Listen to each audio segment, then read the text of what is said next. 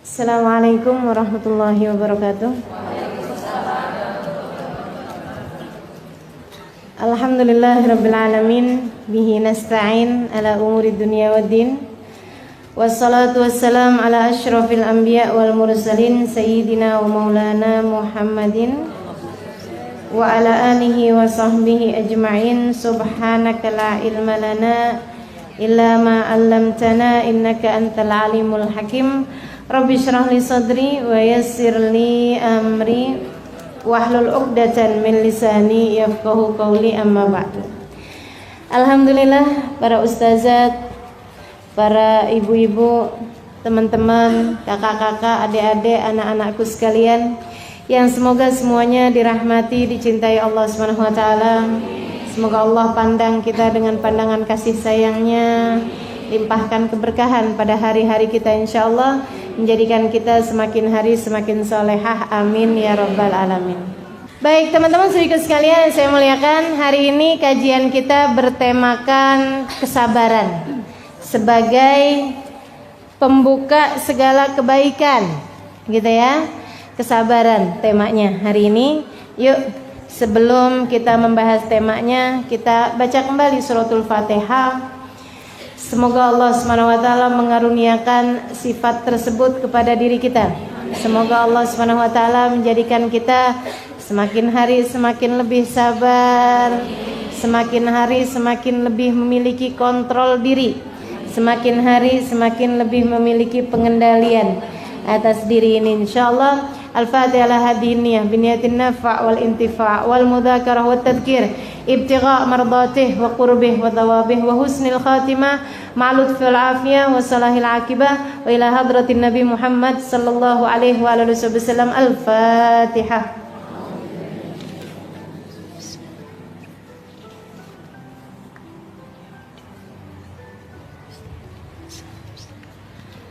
Siratal ladzina an'amta 'alaihim ghairil maghdubi 'alaihim waladdallin, amin.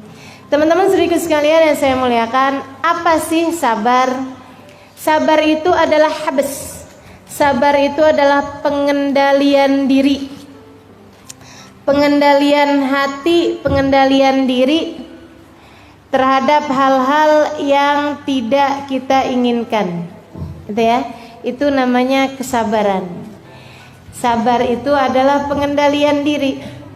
Karenanya kita tahu mana yang sabar, mana yang nyerah, gitu ya.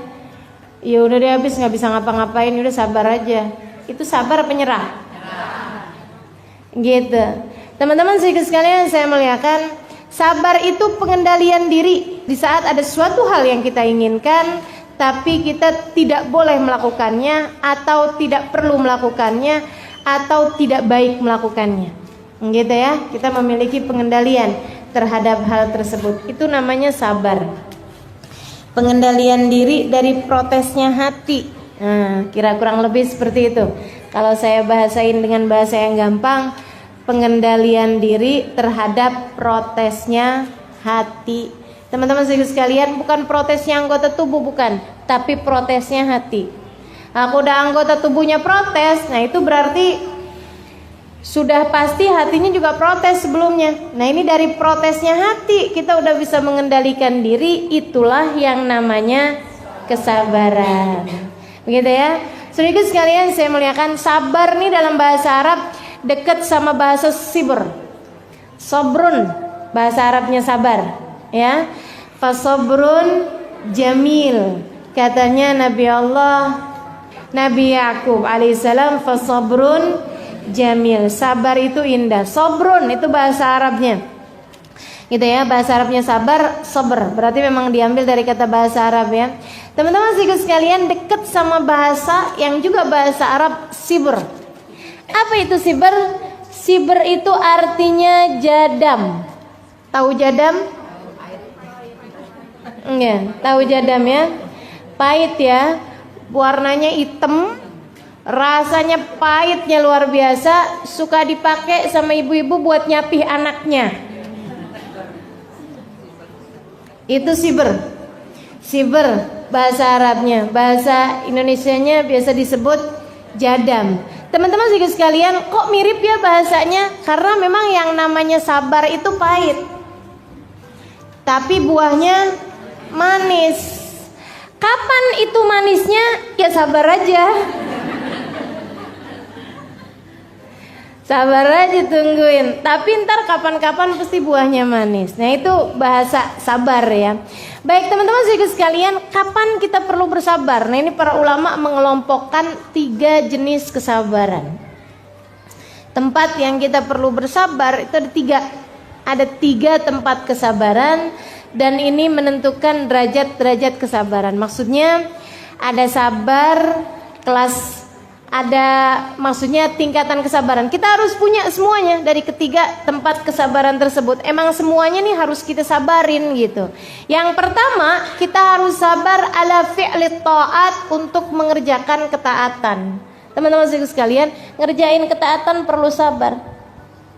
Puasa perlu sabar apa enggak? Perlu sabar. Kalau nggak sabar-sabar, buka sebelum waktunya, kan gitu ya? Wow, udah nih lemes banget, kedengeran adzan, waduh langsung Allahu Akbar, Allahu Akbar, Bismillah malakasum tuh buka gitu kan. Habis itu kemudian tes percobaan, lagi latihan adzan ternyata. Nah itu teman-teman sekalian harus sabar, harus beneran dah nungguin gitu ya. Ibadah perlu sabar, tahajud perlu sabar apa enggak? Perlu sabar. Kalau nggak sabar-sabar ngantuk. Disabarin ngantuk tiap hari nggak apa-apa. Ntar lama-lama juga hilang ngantuknya. Jadi terbiasa. Allah bisa karena biasa. Teman-teman sekalian, semua ibadah perlu sabar. Sholat perlu sabar apa enggak? Perlu sabar. Orang kalau nggak sabar ngerjain sholat gimana? Tuh yang kayak anak kecil-kecil. Bismillahirrahmanirrahim, Allahu Akbar, ya Allah, Allahu Akbar. Kita emaknya ngeliatnya bingung. Ya ampun nah, itu sholat, apalagi lagi lombaan gitu, kayak dikejar apaan. Itu karena sholatnya tidak. Hadir majelis perlu sabar apa enggak? Perlu sabar. Makanya nih yang hadir di majelis ini adalah ahli-ahli sabar. Amin. Gitu ya. Kalau nggak sabar-sabar keluar sebelum waktunya, kan itu ya. Malahan kalau nggak sabar nggak datang, teman-teman sekalian. Kalau nggak sabar nggak datang. Nah itu semuanya diperlukan kesabaran. Ala fi'lit ta'at, untuk mengerjakan ketaatan. Buat pakai jilbab perlu sabar apa nggak? Perlu sabar. Bukan buat latihan jilbaban ya, bukan. Gitu ya, modelnya, susah setengah mati. Bukan yang begitu maksud saya. Tapi di saat lagi panas, kegerahan, gitu kan? Belum lagi suka ada yang bilangin, kok kayak ibu-ibu pengajian. Bilang aja, saya emang ibu-ibu pengajian, ya enggak? Ibu-ibu pengajian kan? Iya. Gitu, jadi nggak apa-apa kalau dibilang kayak gitu. Kayak ustazah, amin. Orang kalau bayangin ustazah selalu tua ya. Jadi kalau dibilangin, kerudungannya kayak ustazah, orang bayanginnya siapa gitu. Ibu-ibu bayanginnya Ustazah Halimah aja. Baik, teman-teman sekalian saya muliakan. Jadi gitu, mengerjakan ketaatan diperlukan adanya kesabaran. Bakti sama suami, sabarnya tingkat langit ke-7. Teman-teman sekalian yang saya muliakan, benar-benar gitu ya, sabarnya luar biasa. Ngadepin anak, waduh lagi tuh, tingkat sabarnya harus gede. Bakti sama orang tua, waduh sabar juga. Makanya emang ngadepin ketaatan, jalanin ketaatan perlu sabar. Perlu sabar. Sampai kapan?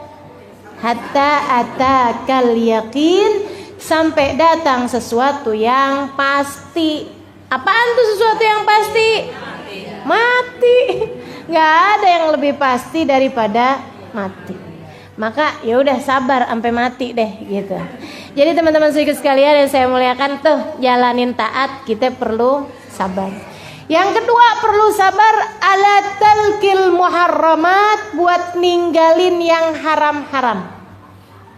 Perlu sabar ketika ada seorang laki-laki yang bukan mahrammu mulai menggodamu. Perlu sabar.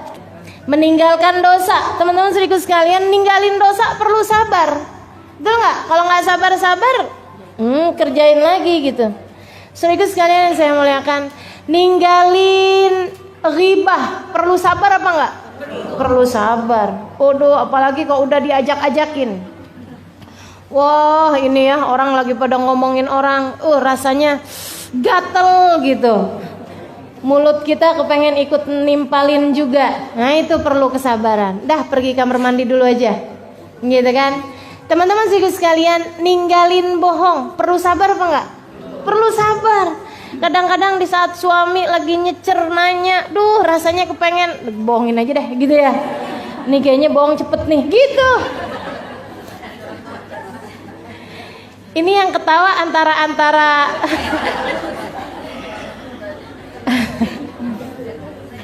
antara geli ngebayangin sama pengalaman pribadi nih. Gitu ya. Teman-teman sekalian, ninggalin kemaksiatan perlu sabar saudariku sekalian. Lagi ngeliatin zaman-zaman dulu tuh ya, baju saya kayak begitu gitu. Ada jeans, ada t-shirt. Wah. Gitu kan?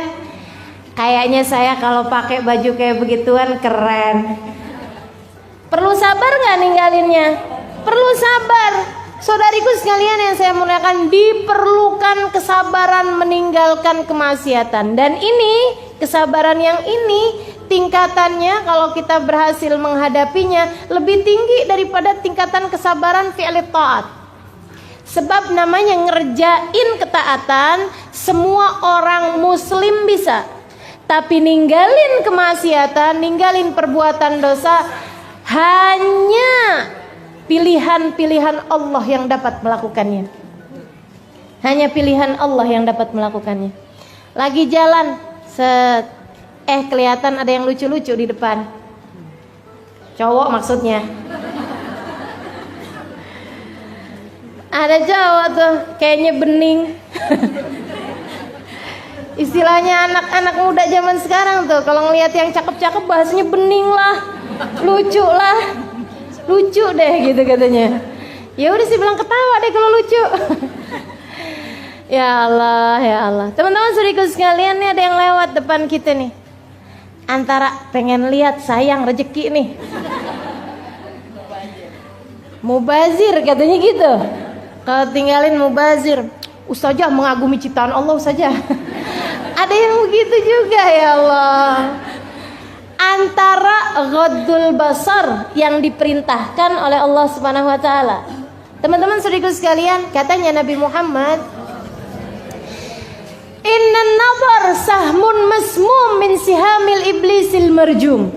Sesungguhnya memandang nih saat kelihatan yang laki ngelihat yang cewek set gitu kan. Kelihatan nih. Apa tuh katanya? Berawal dari pandangan mata, lalu turun ke hati, mulailah debar-debar. Ya Allah. Ini buat siapa nih Ustazah? Buat para jomblo ya? Enggak, buat semua orang. Emang ujiannya buat orang yang belum nikah aja? Yang udah nikah juga ya? Yang udah nikah juga, cuma memang yang belum nikah lebih gede. Harus diakui itu. Teman-teman sekalian, innan nazar sahmun masmum min sihamil iblisil marjum. Memandang nih dari pandangan pertama nih adalah anak panah beracun yang dikirimkan oleh iblis ke dalam hatimu. Tuh dia tuh panah-panah beracunnya. Man tarakaha makhafatan minni, kata Allah Ta'ala dalam hadis qudsinya. Man tarakaha makhafatan minni abdaltu imanan yajid halawatuhu fi qalbih. Nah itu setiap kali anak panah beracun dikirimkan oleh iblis, Allah berfirman kepadamu pada saat tersebut, siapa yang meninggalkannya karena aku akan menggantikan untukmu keimanan yang kamu rasakan manisnya dalam hati. Masya Allah. Jadi begitu ngelihat set, cakep tuh set, gitu, langsung kita tundukkan pandangannya. Matanya jangan lihat, jangan lihat, jangan lihat. Nah itu tuh butuh sabar, sabar, sabar, sabar, gitu. Teman-teman saudaraku sekalian. Nah itu ketika kita sabar mengendalikan pandangan kita, Allah berjanji. Dan siapa yang lebih bagus janjinya daripada Allah? Siapa yang lebih bisa menunaikan janjinya daripada Allah? Wa man asdaqu minallahi qila. Siapa yang lebih benar daripada Allah Subhanahu wa taala janjinya? Innallaha la yukhliful mi'ad. Allah tidak akan pernah melanggar janjinya, kata Allah Subhanahu wa taala dalam Al-Qur'an. Teman-teman saudaraku sekalian yang saya muliakan, maka bersiap-siaplah untuk janji Allah. Jadi begitu ngelihat yang lucu-lucu, alhamdulillah. Cara saya buat menundukkan pandangan sehingga Allah akan gantikan untuk saya manisnya iman yang saya rasakan dalam hati. Gitu. Setiap kali ngelihat yang cakep, astagfirullah. Gitu kan? Nundukin mata, siap-siap nih sama manisnya iman. Gitu. Manisnya iman gimana sih? Teman-teman saudaraku sekalian, kau sudah merasakannya. Manisnya iman. Saat-saat munajatmu dengan Allah jadi terasa nikmat, manisnya iman. Gitu ya? Saat-saat hadir di majelis berasa enak. Apaan tuh namanya kalau bukan manisnya iman? Kalau orang gak ngerti manisnya iman, ngelihat ibu-ibu duduk di pengajian dari jam 8 pagi sampai jam 11. Ya ampun, kurang kerjaan. Gitu katanya orang yang gak ngerti manisnya iman. Tapi buat kita yang ngerasain manisnya iman, ditunggu-tungguin kapan sih minggu terakhir, lama bener. Gitu teman-teman saudaraku sekalian yang saya muliakan. Itu dia masalahnya. Ada pada manisnya iman. Dan manisnya iman ini kemanisan yang akan membawa kemanisan, yang akan membawa kemanisan, gak bawa diabetes. Ya. Gak bawa gula darah nih manis yang ini nih. Manis yang semakin manis, makin manis, makin manis hingga berujung dengan surganya Allah. Alhamdulillah. Saudaraku sekalian yang saya muliakan, jadi fi'lut ta'at, mengerjakan ketaatan perlu sabar, meninggalkan dosa perlu sabar, semuanya tuh. Katanya para ulama, buat ngerjain taat Allah kasih 300 derajat pahala dari kesabaran tersebut. Buat ninggalin dosa Allah kasih 600 derajat dari kesabaran tersebut. Begitu ya. Kemudian yang terakhir, kita perlu nih buat merasakan buat sabar. Sabar itu diperlukan inda wuqu'il makarih, ketika terjadi hal-hal yang tidak menyenangkan. Di saat kita diuji, di saat sesuatu terjadi di luar kendali, di saat sesuatu terjadi tidak seperti yang kita harapkan. Saudaraku sekalian, dan memang nggak akan ada ceritanya orang hidup di atas muka bumi ini nggak diuji. Mau yang kaya, mau yang miskin, mau yang laki, mau yang perempuan, ujiannya sama-sama gedenya. Teman-teman saudaraku sekalian, ujiannya sama-sama gedenya. Begitu kan ya? Ujiannya sama-sama besarnya. Nggak berarti kemudian yang laki-laki diuji lebih besar daripada yang perempuan, enggak juga. Tapi bahwa ujian yang paling besar datang kepada para nabi, kemudian para wali, kemudian para orang soleh, terus-terus ke bawah, itu iya. Katanya Nabi Muhammad alaihissalam, al-bala muwakkalun bil anbiya, thummal awliya, thummal adna fal adna. Musibah, ujian itu paling gede datangnya kepada para nabi. Memang mereka kelasnya paling tinggi, kan ujiannya juga paling susah, kan gitu ya. Anak TK nggak bakalan diuji dengan ujiannya kelas SMA. Nah itu Allah Subhanahu Wa Taala punya kehendak. Maka kalau semakin tinggi pohonnya, pasti akan semakin kencang anginnya. Kalau nggak mau kena angin yang kencang, ya udah nggak apa-apa, nggak usah jadi pohon, ya rumput aja. Jadi rumput tuh nggak terlalu kena goyangan, gitu ya. Tapi diinjak-injak orang, udah nggak apa-apa, sekalian jadi pohon aja, teman-teman sekalian. Anginnya juga pasti kenanya. Dan alhamdulillah, gitu ya. Antara pohon, antara rumput dicerabut, rumput dicerabut kemudian dibuat makanannya kerbau, ama pohon yang kemudian tumbang banyakan mana? Banyakan rumput dicerabut daripada pohon tumbang, bukan? Maka udah mendingan kita jadi pohon aja sekalian yang tinggi. Toh juga insya Allah semakin tinggi pohonnya semakin kuat akarnya, sehingga ia tidak mudah untuk tergoyahkan. Akarnya apaan? Sabar. Gitu. Tuh akarnya tuh bikin kekuatan, pondasi yang sangat kuat sehingga kita tidak mudah dirobohkan. Saudariku sekalian yang saya muliakan, para nabi-nabi dapat ujiannya paling gede-gede.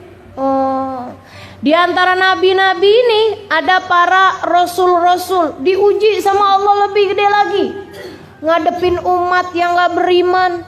Nabi Nuh dakwah 950 tahun. Ya Allah, 50 orang aja gak nyampe yang ikutan kepada agamanya. 950 tahun. Teman-teman saudaraku sekalian, artinya dalam masa 10 tahun belum tentu ada satu yang ikut. Kayak apaan tuh rasanya? Dalam sekitar 50 tahun baru ada satu gitu yang ikut. Innalillahi wa inna ilaihi rajiun. Luar biasa benar ya. Makanya kalau ditanya siapa orang-orang yang paling sabar, para nabi-nabinya Allah. Nah itu diantara para rasul tuh ada lagi pilihan-pilihan. Sekitar 25 orang, bukan sekitar. Jumlah mereka ada 25 orang yang merupakan nabi-nabi yang kita wajib mengetahui nama-namanya. Tingkat kesabarannya yang paling ekstra. Nah di antara nabi-nabi 25 tersebut ada 5 nabi yang kesabarannya paling ekstra. Diujinya paling gede dan sabar mereka luar biasa. Hum ulul azmi, mereka adalah para ulul azmi. Gitu. Nabi Nuh, Nabi Ibrahim, Nabi Musa, Nabi Isa, Nabi besar Muhammad sallallahu alaihi wasallam secara urutan tahun kenabian. Atau Nabi Muhammad, Nabi Ibrahim, Nabi Musa, Nabi Isa, Nabi Nuh alaihi salam secara urutan derajat kesabaran, secara urutan derajat yang paling mulianya di sisi Allah Subhanahu wa taala. Nabi Muhammad, ya Allah teman-teman sekalian, diuji segala macam ujian. Ya kan? Dari ditinggal oleh orang yang dia cinta, dari dicaci maki orang, dari diberi kemiskinan, dari diberi kelaparan, dari ya Allah, apaan aja udah pernah. Dilempari orang pakai batu pernah, diusir orang pernah, lagi sujud diinjak palanya pernah. Ya Allah, ya Allah. Yang dari Allahnya langsung dikasih sakit pernah, dikasih miskin pernah. Gitu kan? Kuat bener tuh baginda kita alaihi salatu wassalam. Difitnah pernah, dikata-katain kenyang. Ya, udah segala macam ujian dirasakan Nabi Muhammad SAW. Ditinggal wafat oleh orang-orang yang dicinta. Duh, Nabi tuh meninggal dunia di usia 63 tahun. Semua anaknya udah kagak ada kecuali Sayyidah Fatimah. Padahal umur 63 tahun kan gak tua-tua amat juga. 63 tahun teman-teman saudara sekalian, anak semua meninggal. Istri ditinggal istri udah pernah, begitu kan? Ya Allah, ya Allah, alaihi salatu wassalam. Semua jenis ujian pernah dirasakan. Kenapa? Karena memang saudariku sekalian, Allah Subhanahu wa taala menjadikan Nabi Muhammad sebagai uswatun hasanah. Bagaimana mungkin dia menjadi suri tauladan bagi umatnya yang sampai di akhir zaman jika beliau tidak pernah merasakan kepedihan yang sama dengan yang dirasakan oleh umatnya. Jadi umatnya ini dapat ujian apapun aja bisa lihat Nabi Muhammad alaihi wasallam. Gitu kan. Sabar beliau ketika diuji. Duh, sabarnya Nabi itu teman-teman saudaraku sekalian. Subhanallah, subhanallah. Keajaiban hati dimiliki sama Nabi Muhammad. Dilemparin anak-anak kecil, dilemparin orang-orang gila. Orang gila ngelemparin dia, coba kayak gimana rasanya? Waktu hijrah ke Taif, dilemparin kalangan budak-budak. Panggilin tuh sama pemukanya Quraisy tuh, lemparin Muhammad. Wah, orang-orang kemudian habis dibagiin uang, bagiin uang receh, anak kecil-kecil, orang-orang gila, kemudian lagi budak-budak pada ngambilin inian, ngambilin batu, ngelemparin Nabi Muhammad alaihi wasallam. Ya Allah, ini Nabi loh ini. Ini Nabi, teman-teman saudaraku sekalian. Diutus Allah Subhanahu wa taala, dilemparin bukan sama pemuka Quraisy, dilemparin sama budak. Dilemparin orang gila. Ya Allah, kayak apa rasanya? Kayak apa rasanya? Teman-teman saudaraku sekalian, jika engkau berada dalam posisinya kayak gimana coba kira-kira? Ya Allah, di mana engkau ya Allah? Bukankah aku hijrah juga bukan mau-mauku sendiri? Engkau yang merintahkan aku buat hijrah. Kenapa hijrah saya diginiin ya Allah? Kan begitu tuh. Saudaraku sekalian yang saya muliakan, kita aja kalau nikah dengan diperintah sama orang tua kita misalnya, karena mereka mau, kita akhirnya nikah juga. Kalau laki-laki itu kemudian jadi laki-laki yang nggak benar, kita ngadu sama siapa? Sama orang tua. Mama gimana sih mah, kok ngawinin saya mah kayak beginian mah? Laki-laki modelnya kayak begini, kan gitu ya? Ayah, kok ayah ngawinin saya mah laki-laki model kayak begini sih ya? Gitu. Teman-teman sekalian, ini Nabi Muhammad hijrah diperintahin sama Allah. Begitu hijrah malah dilemparin. Pantes-pantesnya kan Nabi nanya, ya Allah di mana engkau ya Allah di saat mereka melempari aku? Ini salah skenario apa gimana nih ya Allah? Ini salah alamat hijrah apa gimana nih saya nih? Kenapa kok jadinya kayak begini? Saudaraku sekalian yang saya muliakan, Nabi ketika lari tunggang langgang kayak begitu, ketika dilemparin apa yang dilakukan? Lari Nabinya. Ketika udah dapat tempat yang aman, beliau kemudian duduk dengan memandangi kulit kakinya, memandangi betis kakinya yang udah gak rupa-rupa betis. Karena anak-anak kecil tersebut melempari beliau dengan batu-batuan kerikil. Ama Nabi diusapin darah-darah yang keluar dari betis beliau alaihi salatu wassalam. Betis paling mulia yang ada di atas muka bumi ini. Nabi angkat tangan. Katanya Zaid bin Harithah, saya ngabur aja deh, saya jauh aja deh. Saya takut nih Nabi kalau doain orang Taif nih biar diturunin azab. Saya takut saya kena juga. Karena saya gak cukup ngejagain Nabi Muhammad. Saya ngerasa saya sembrono jagain Nabi. Sampai bisa Nabinya luka-luka kayak begitu. Ya Allah, nih kalau Allah turunin azab nih kayaknya saya kena juga nih. Merinding Zaid bin Harithah. Menjauh dari Nabi Muhammad alaihi salatu wasallam. Takut nih Nabi doa kayak gimana nih nanti bakalannya diijabah sama Allah. Doanya orang ditolimin kan diijabah sama Allah. Jadi buat yang sedang merasa terdolimi, doalah yang enak-enak. Doa yang enak-enak ya. Jangan kemudian ya Allah balas dia. Itu gak enak teman-teman saudaraku sekalian. Doa yang enak-enak. Ya Allah kasih saya rumah yang gede. Kan enak ya. Ya Allah anak saya ya Allah jadikan soleh-solehah. Mumpung doanya lagi mustajab. Jadi teman-teman saudaraku sekalian, Nabi angkat tangannya kemudian. Allahumma ilaika ashku. Ya Allah izinkan aku untuk mengadu. Wih Nabi mengadu. Nabi mengadu. Ilaika inni ashku ilaik. Ya Allah aku mengadu kepadamu. Apa yang mau diaduin Nabi? Orang-orang Taif. Du'fa halati, betapa lemahnya diriku. Ya Allah. Ya Allah. Nabi gak nyalahin orang Taif, teman-teman saudaraku sekalian. Nabi gak nyalahin anak-anak kecil-kecil yang melempari beliau atau budak-budak, gak ada. Ya Allah aku mengadu kepadamu, betapa lemahnya diriku. Betapa tidak mampunya aku untuk mencari jalan keluar atas setiap permasalahanku. Aku mengadu kepadamu, betapa tidak mampunya aku mencari jalan keluar atas permasalahanku. Ya Allah, jangan serahkan aku kepada musuh.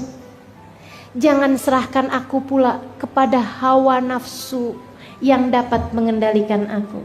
Jangan ya Allah, jangan biarkan aku dikuasai hawa nafsu sehingga aku mendoakan buruk buat orang lain. Jangan biarkan aku dikendalikan hawa nafsuku. Allahumma illam yakun alayya bika ghadabun fala ubali. Ya Allah, selagi engkau tetap cinta padaku, selagi engkau tidak murka padaku, apapun yang terjadi aku tidak peduli. Allah, sabarnya baginda kita. Selagi apapun terjadi, selagi engkau tetap cinta padaku, tidak marah padaku, aku tidak peduli.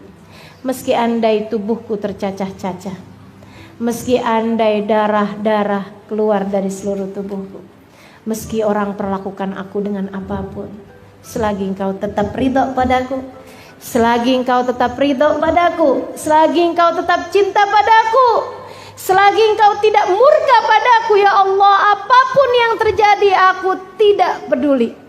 Pengendalian hati macam apa yang dimiliki Nabi Muhammad? Kesabaran tingkat apa ini yang dimiliki Nabi Muhammad? Nggak lama kemudian datang dua malaikat. Wahai Rasul, kami penjaga dua gunung, sudah izin kepada Allah untuk datang padamu. Kami menawarkan padamu untuk dihancurkannya Taif, dihimpit orang-orang yang tadi menyakitimu itu, wahai Rasul. Izin. Apa yang katanya Nabi Muhammad alaihissalam? Dijawab oleh Nabi Muhammad. Nabi Muhammad bilang, la taf'alu, jangan deh, jangan. Udah, kembalilah kalian kepada Dia yang telah mengutus kalian. Saya nggak minta itu. Terus yang menyakiti engkau wahai Rasul, inilah arjuan yakhruja min aslabihim dzurriyyatan ya'budunallah. Kalaupun mereka nggak beriman, saya masih berharap, saya masih mendoakan semoga dari rahim mereka, dari sulbi mereka yang laki-laki, dari rahim mereka yang perempuan, yang udah nyakitin Nabi, yang udah ngelemparin Nabi pakai batu. Nih doanya Nabi apaan nih? Nggak di dunia biar di akhirat gitu mereka disiksa?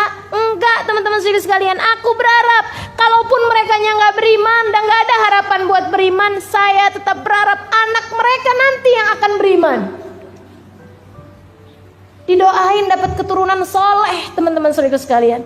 Didoain dapat keturunan solehah, teman-teman saudaraku sekalian, yang udah melempari beliau dengan batu.